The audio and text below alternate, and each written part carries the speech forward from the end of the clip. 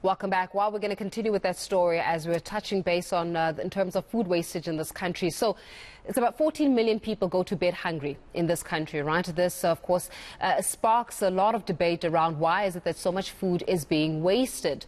What has happened now is that more than 70 companies and individuals have committed to reduce food waste and loss. What they've done is that they've signed a pledge with the Food and Packaging Waste Prevention and Reduction Initiative project, which will be concluding at the end of March. It is aimed at encouraging more people to get involved in reducing waste. So I'm going to join by Matlou Setati from the Consumer Goods Council of South Africa just to get more insight on this one. Matlou, we've got you back now on the line. But let's talk a little bit. And we were having a conversation about how is it that we see so many people going to bed in this country hungry, and yet we see so much food that has been wasted. What is the cause of this food waste? How come we've got food that's being wasted so much?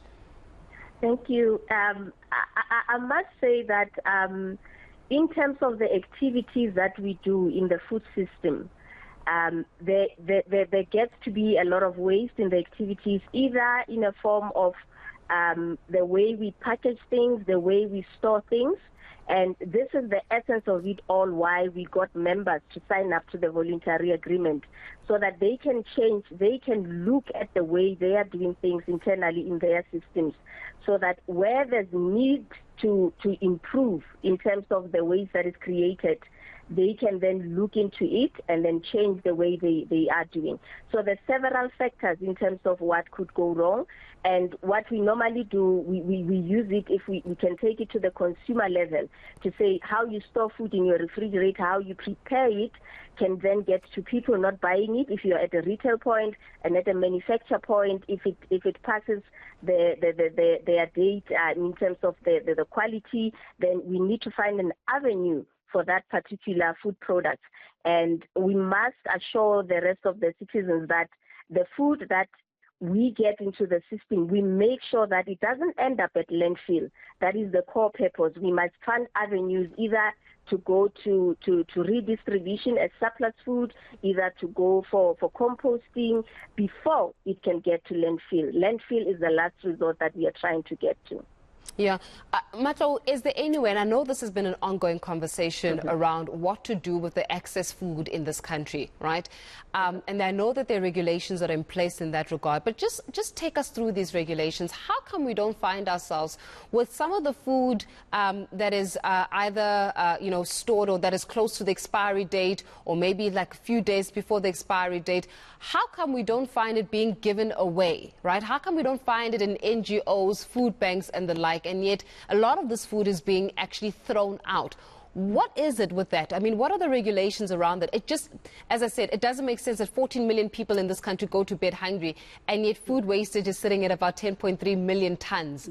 It just seems like it's food that could end up in the mouths of ordinary South Africans and actually salvage this issue around hunger. So why? What are those regulations that say you need to be able to throw the food out or you cannot give it away?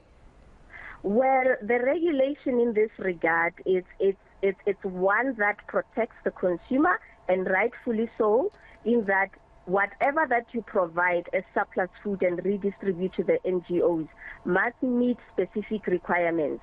But the challenge with the regulation is that, unlike other regulations that we've seen in other players like your USA and so forth, they have made sure that they protect the donor in terms of giving them the assurance that if anything happens and if you have done due diligence on your part, you will not be liable. So the problem that we find with the legislation in South Africa is that if anything happens with the food that you donated, everyone in the value chain can be held liable. The logistics company, the donor being the manufacturer, the brand owner, and the retailer, if the retailer is the one that has donated.